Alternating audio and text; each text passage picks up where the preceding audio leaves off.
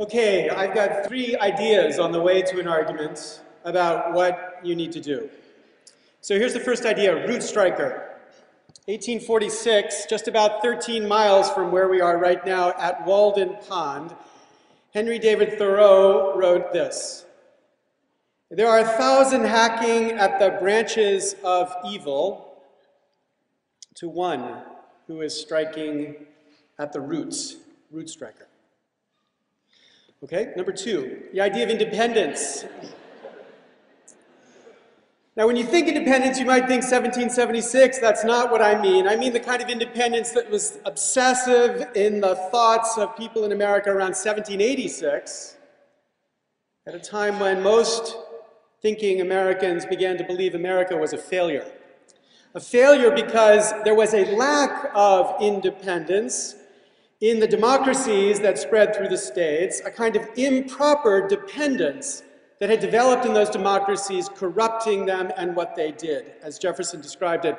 This dependence begets subservience and venality, suffocates the germ of virtue, and prepares fit tools for the designs of ambition. This is what government had become.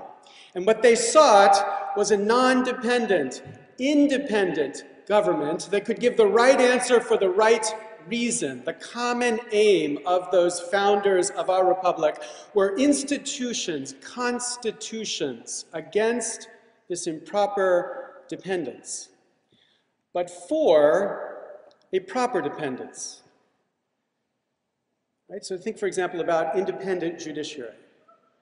An independent judiciary does not mean they can do whatever the hell they want. An independent judiciary means a judiciary dependent upon the law.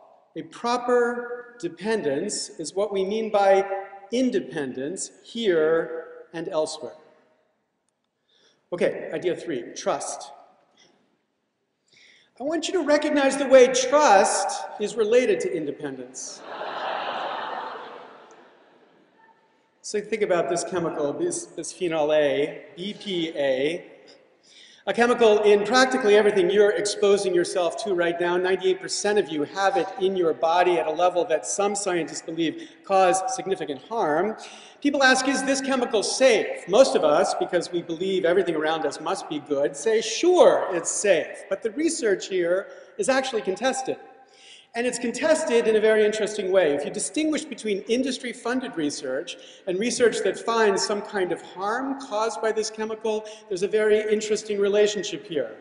Almost all of the funded research by industry finds no harm, and almost all of the independently funded research finds harm. Now you are less sure about the safety than you were before. Or think about cell phones. Are cell phones safe, these kind of microwave radiating devices you put right next to your brain? Well, 70% of you say sure. And again, the research here is contested, and contested in a very interesting way. Divide industry-funded from independently funded, and again, you have this extraordinary bipolar result, leading most of you now to be less sure than you were before. The point is your confidence in all of these cases is affected by the presence of money. Not money in the abstract, but money in the wrong places. Now there's a lesson here, I promise. There's a lesson. The lesson is to maintain confidence, to maintain trust, we need to secure independence of entities and institutions that we depend upon, by assuring a proper dependence of those institutions on the thing we want them to focus upon. 3 ideas, here's the argument. The framers of our Constitution gave us a republic, by which they meant a representative democracy. Now, their representative democracy had an intended dependency. As the Federalist 52 put it, it was the branch of government which ought to be dependent upon the people alone. The people. Congress. I do my own graphics. You want to see that again? Here. It's very cool the way that bounces. Dependent upon the people. Now here's the problem. We have evolved in the last 220 years a different dependency around Congress, a dependency that increasingly displaces the dependency of the people, a dependency upon the funders.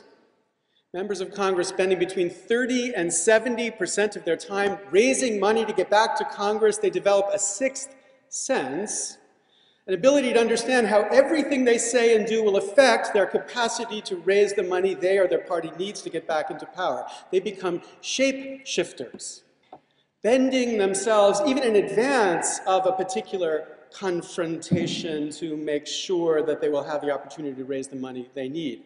Leslie Byrne, when she went to Congress, a Democrat from Virginia, was told by a colleague, always lean to the green. And then she clarified, he was not an environmentalist.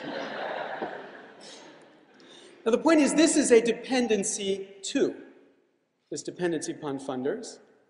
It is a different and conflicting dependency from the dependency upon the people, because here's the obvious fact, the funders are not the people. This has consequences. First consequences are policies that get bent in favor of the funders. As Professor Gylens has characterized in an extraordinary study of attitudes between the wealthy and the not so wealthy, policy when the attitudes conflict strongly reflects the preferences of the most affluent, but bears virtually no relationship to the preferences of the poor or middle-income Americans. A vast discrepancy. And number two, this system of dependence has produced a lack of confidence in this institution, which is now profound. 75% of Americans believe, quote, money buys results in Congress. It's a little bit different depending on whether you're a Democrat or Republican. Democrats, 81%, Republicans, 71%, but I can tell you before the parties switched control, the numbers were reversed. The Democrats were 71%, the Republicans were 81%. And as Gallup found in their last poll about confidence in major institutions, 11% of Americans have confidence in Congress. 11%. Just think what that means. There were more people who believed in King George III at the time of the Revolution than who believe in our Congress today. Okay, so what to do? What to do here is to strike at the root, to be a root striker. And how do you do that? Well, the first thing is to wear Keds. Look. Now, it's not a joke, this is serious. Keds, because Keds were created by this company, Stride Right, and this company was created by this man, a hero of mine, Arnold Hyatt. Arnold Hyatt's a humble guy. This is the biggest picture I could find of him on the internet, very tiny little picture. Very loyal Democrat. In 1996, he was the #2 Democrat contributing to the party, second largest contributor. So in 1997, President Bill Clinton invited him and 30 others to the Mayflower Hotel for a kind of fat cat dinner to explain to the president what the president should do for the remainder of his second term. Each of these fat cats stood up and explained something to the president. And Arnold Hyatt was the last to speak. We don't have a picture of him standing and speaking. I kind of picture it like this, but so he stands to address the president. And he says, Mr. President, I know you're an admirer of Franklin Delano Roosevelt. So I want you to put yourself in Roosevelt's shoes in 1939, when he came to recognize that he needed to convince a reluctant nation to wage a war to save democracy. Because Arnold said, you too, Mr. President, have to convince a reluctant nation to wage a war to save democracy. Not a war against fascists, a war against fat cats. A war against people like us. People who believe that merely because they have wealth, they have the right to direct how policy in America goes. People who believe that they have an entitlement to pick up the phone and get the president on the other side just because they've succeeded in business or in the arts. People who have destroyed democracy in America. Now, you can imagine in this room of 30 fat cats, after Arnold finished, there was a little bit of silence.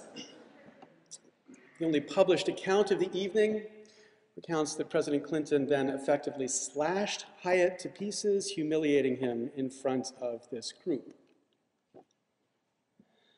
But I think 15 years later, we need to recognize that it was Arnold Hyatt who was right, not the president. We need to convince a reluctant nation to wage a war to save democracy.